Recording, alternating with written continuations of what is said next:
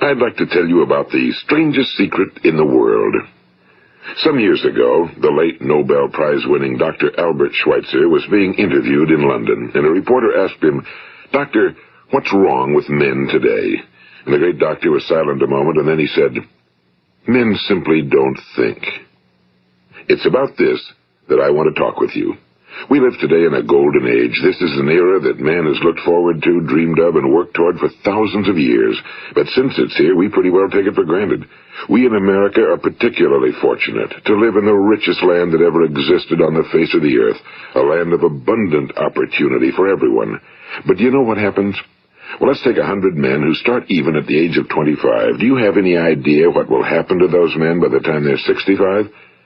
These 100 men who all start even at the age of 25 believe they're going to be successful. If you asked any one of these men if he wanted to be a success, he'd tell you he did. And you'd notice that he was eager toward life, that there was a certain sparkle to his eye, an erectness to his carriage, and life seemed like a pretty interesting adventure to him. But by the time they're 65, 1 will be rich. 4 will be financially independent. 5 will still be working. 54 will be broke. Now think a moment. Out of the 100, only 5 make the grade. Now why do so many fail? What has happened to the sparkle that was there when they were 25? What's become of the dreams, the hopes, the plans? And why is there such a large disparity between what these men intended to do and what they actually accomplished? When we say about 5% achieve success, we have to define success. And here's the best definition I've ever been able to find. Success is the progressive realization of a worthy ideal. If a man is working toward a predetermined goal and knows where he's going, that man is a success. If he's not doing that, he's a failure. Success is the progressive realization of a worthy ideal. Rollo May, the distinguished psychiatrist, wrote a wonderful book called Man's Search for Himself. And in this book he says, the opposite of courage in our society is not cowardice. It is conformity. And there you have the trouble today. It's conformity, people acting like everyone else without knowing why, without knowing where they're going. Now think of it. In America right now, there are over 18 million people 65 years of age and older. And most of them are broke. They're dependent on someone else for life's necessities. Now, we learn to read by the time we're 7. We learn to make a living by the time we're 25. Usually by that time, we're not only making a living, we're supporting a family. And yet by the time we're 65, we haven't learned how to become financially independent in the richest land that has ever been known. Why? We conform. And the trouble is that we're acting like the wrong percentage group, the 95 who don't succeed. Now, why do these people conform? Well, they really don't know. These people believe that their lives are shaped by circumstances, by things that happen to them, by exterior forces. They're outer-directed people. A survey was made one time that covered a lot of men, working men, and these men were asked, "Why do you work? Why do you get up in the morning?" 19 out of 20 had no idea. If you ask them, they'll say, well, everyone goes to work in the morning, and that's the reason they do it, because everyone else is doing it. Now let's get back to our definition of success. Who succeeds? The only person who succeeds is the person who is progressively realizing a worthy ideal. He's the person who says, I'm going to become this, and then begins to work toward that goal. I'll tell you who the successful people are. A success is the school teacher who's teaching school because that's what he or she wants to do. The success is the woman who's a wife and mother because she wanted to become a wife and mother and is doing a good job of it. The success is the man who runs the corner gas station because that was his dream. That's what he wanted to do. The success is the successful salesman who wants to become a top-notch salesman and grow and build with his organization. A success is anyone who is doing deliberately a predetermined job because that's what he decided to do deliberately. But only 1 out of 20 does that. That's why today there isn't really any competition unless we make it for ourselves. Instead of competing, all we have to do is create. You know, for 20 years, I looked for the key which would determine what would happen to a human being. Was there a key I wanted to know which would make the future a promise that we could foretell to a large extent? Was there a key that would guarantee a person's becoming successful if he only knew about it and knew how to use it? Well, there is such a key, and I've found it. Have you ever wondered why so many men work so hard and honestly without ever achieving anything in particular, and others don't seem to work hard and yet seem to get everything? They seem to have the magic touch. You've heard them say that about someone. Everything he touches turns to gold. And have you ever noticed that a man who becomes successful tends to continue to become successful? And on the other hand, have you noticed how a man who's a failure tends to continue to fail? Well, it's because of goals. Some of us have goals, some don't. People with goals succeed because they know where they're going. It's that simple. Think of a ship leaving a harbor, and think of it with the complete voyage mapped out and planned. The captain and crew know exactly where it's going and how long it'll take. It has a definite goal. Now, 9,999 times out of 10,000, it will get to where it started out to get. Now let's take another ship, just like the first, only let's not put a crew on it or a captain at the helm.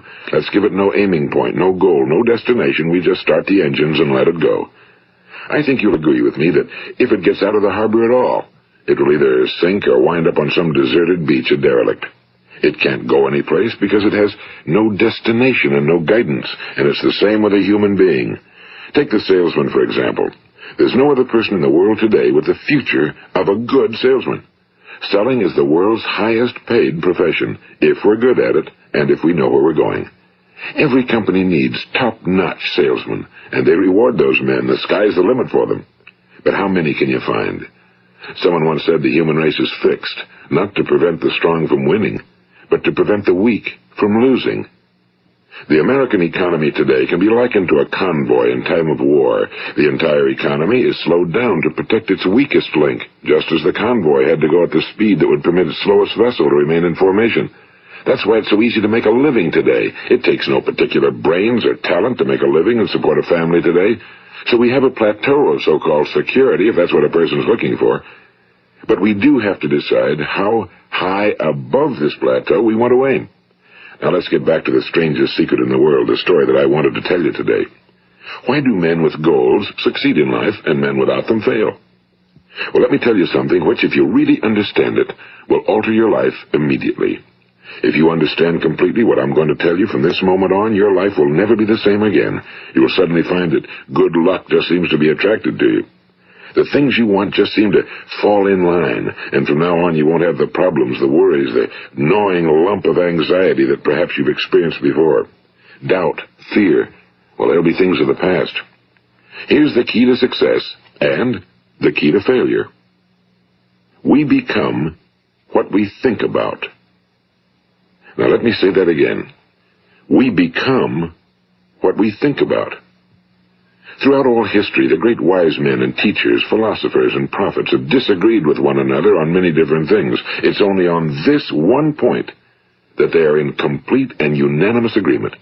Listen to what Marcus Aurelius, the great Roman emperor, said. A man's life is what his thoughts make of it. Disraeli said this, everything comes if a man will only wait. I've brought myself by long meditation to the conviction that a human being with a settled purpose must accomplish it, and that nothing can resist a will that will stake even existence for its fulfillment. Ralph Waldo Emerson said this, a man is what he thinks about all day long. William James said, the greatest discovery of my generation is that human beings can alter their lives by altering their attitudes of mind. And he also said, we need only in cold blood act as if the thing in question were real, and it will become infallibly real by growing into such a connection with our life that it will become real. It will become so knit with habit and emotion that our interest in it will be those which characterize belief.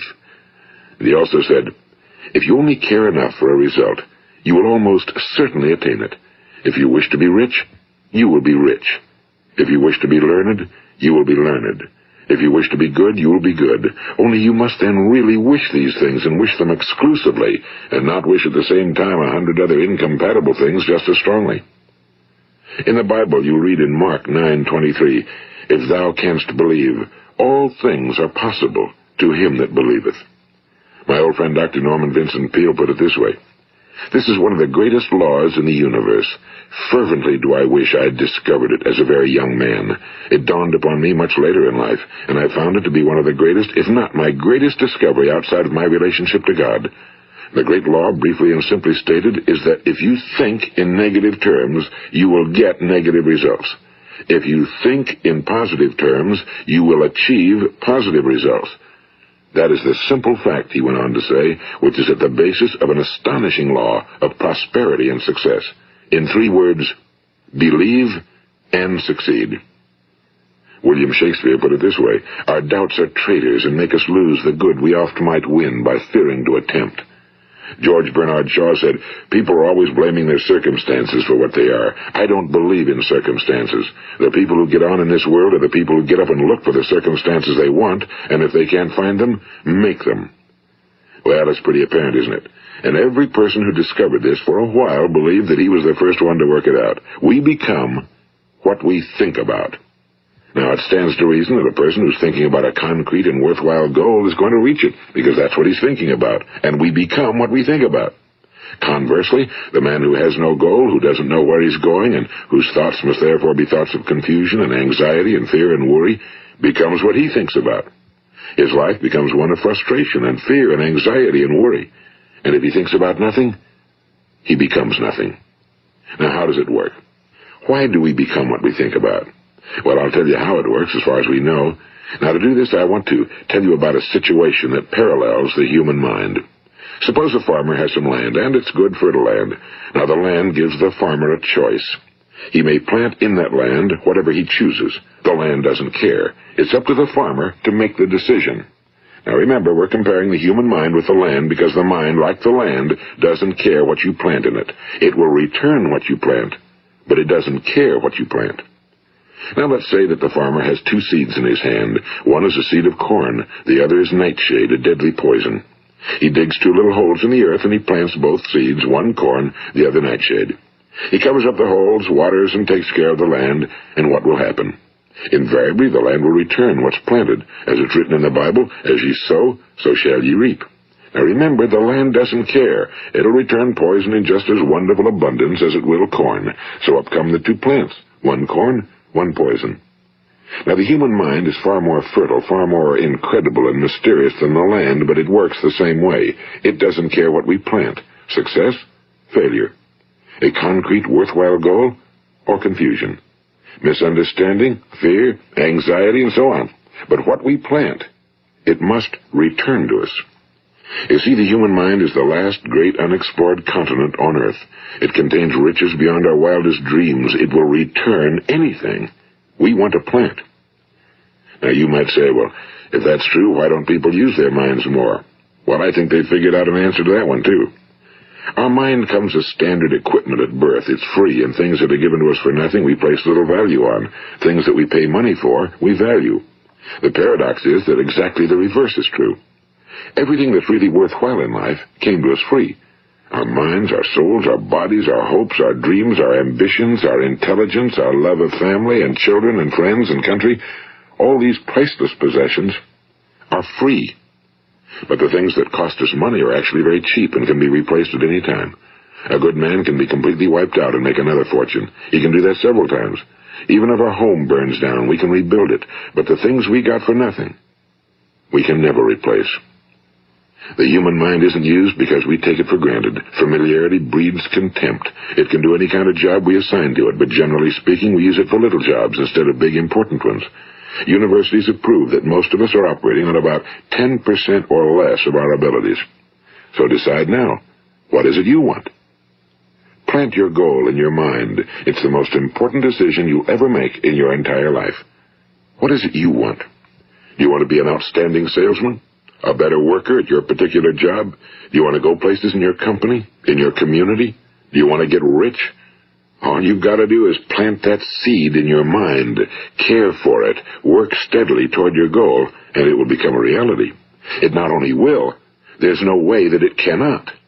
You see, that's a law, like the laws of Sir Isaac Newton, the laws of gravity. If you get on top of a building and jump off, you'll always go down. You'll never go up, and it's the same with all the other laws of nature. They always work. They're inflexible. Think about your goal in a relaxed, positive way. Picture yourself in your mind's eye as having already achieved this goal. See yourself doing the things you will be doing when you've reached your goal. Ours has been called the phenobarbital age, the age of ulcers and nervous breakdowns and tranquilizers, at a time when medical research has raised us to a new plateau of good health and longevity. Far too many of us worry ourselves into an early grave, trying to cope with things in our own little personal ways, without learning a few great laws that will take care of everything for us. These things we bring on ourselves through our habitual way of thinking. Every one of us is the sum total of his own thoughts. He is where he is because that's exactly where he really wants to be, whether he'll admit that or not. Each of us must live off the fruit of his thoughts in the future, because what you think today and tomorrow, next month and next year, will mold your life and determine your future. You're guided by your mind.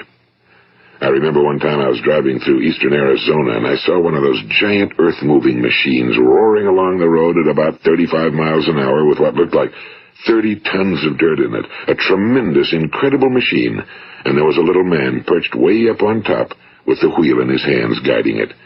And as I drove along, I was struck by the similarity of that machine to the human mind. Just suppose you're sitting at the controls of such a vast source of energy. Are you going to sit back and fold your arms and let it run itself into a ditch? Or are you going to keep both hands firmly on the wheel and control and direct this power to a specific, worthwhile purpose? It's up to you. You're in the driver's seat. You see, the very law that gives us success is a two-edged sword. We must control our thinking. The same rule that can lead a man to a life of success, wealth, happiness, and all the things he ever dreamed of for himself and his family. That very same law can lead him into the gutter. It's all in how he uses it, for good or for bad. This is the strangest secret in the world. Now, why do I say it's strange, and why do I call it a secret? Actually, it isn't a secret at all. It was first promulgated by some of the earliest wise men, and it appears again and again throughout the Bible, but very few people have learned it, understand it. That's why it's strange, and why for some equally strange reason it virtually remains a secret. I believe that you could go out and walk down the main street of your town and ask one man after another what the secret of success is, and you probably wouldn't run into one man in a month who could tell you. Now, this information is enormously valuable to us if we really understand it and apply it. It's valuable to us not only for our own lives, but the lives of those around us, our families, employees, associates, and friends. Life should be an exciting adventure. It should never be a bore.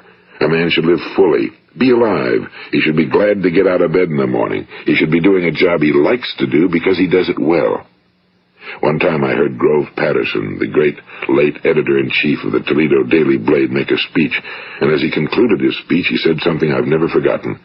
He said, "My years in the newspaper business have convinced me of several things. Among them, that people are basically good, and that we came from someplace, and we're going someplace. So we should make our time here an exciting adventure. The architect of the universe didn't build a stairway leading nowhere." And the greatest teacher of all, the carpenter from the plains of Galilee, gave us the secret time and time again. As ye believe, so shall it be done unto you. I've explained the strangest secret in the world and how it works. Now, on this side, I want to explain how you can prove to yourself the enormous returns possible in your own life by putting this secret to a practical test. I want you to make a test that will last 30 days. It isn't going to be easy, but if you'll give it a good try, it will completely change your life for the better. Now, back in the 17th century, Sir Isaac Newton, the English mathematician and natural philosopher, gave us some natural laws of physics which apply as much to human beings as they do to the movement of bodies in the universe. And one of these laws is that for every action, there is an equal and opposite reaction. Simply stated, as it applies to you and me, it means we can achieve nothing without paying the price. The results of your 30-day experiment will be in direct proportion to the effort you put forth. To be a doctor, you must pay the price of long years of difficult study. To be successful in selling, and remember that each of us succeeds to the extent of his ability to sell.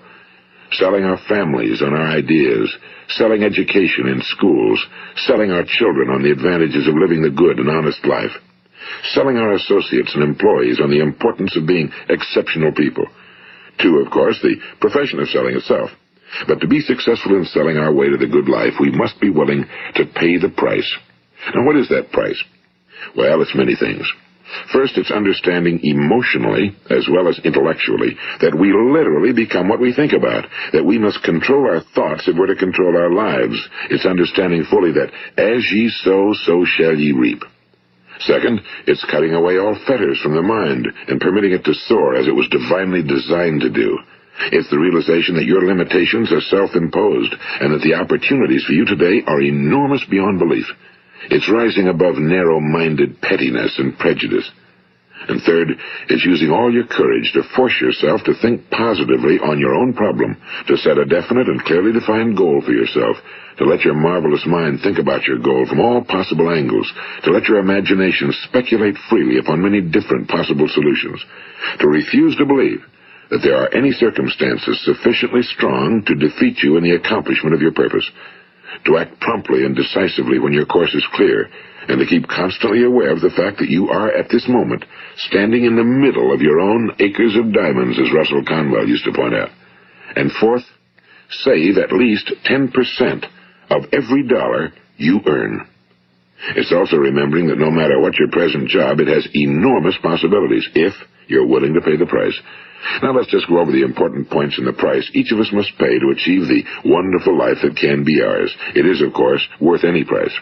1. You will become what you think about. 2. Remember the word imagination and let your mind begin to soar. 3. Courage.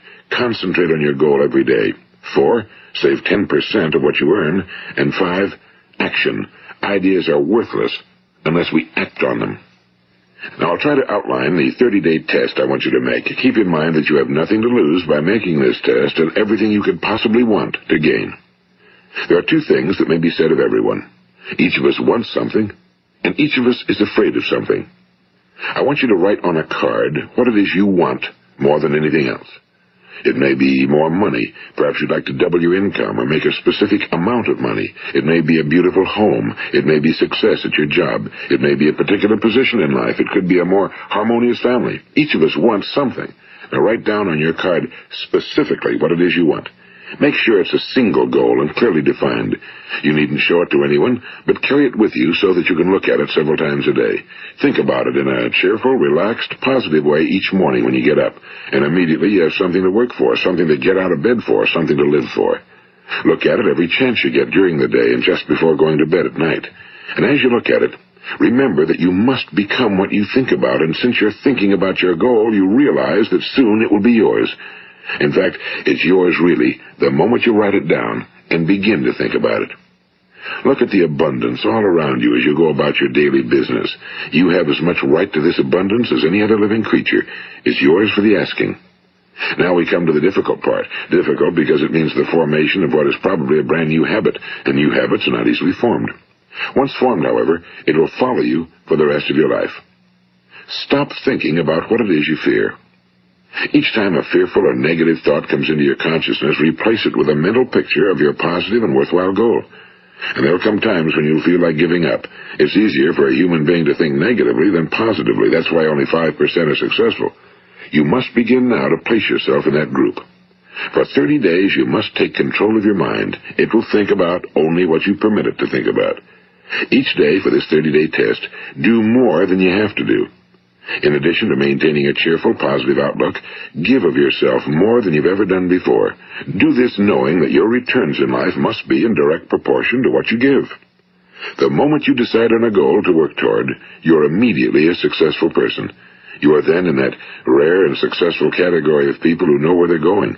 Out of every 100 people, you belong to the top 5. Don't concern yourself too much with how you're going to achieve your goal. Leave that completely to a power greater than yourself.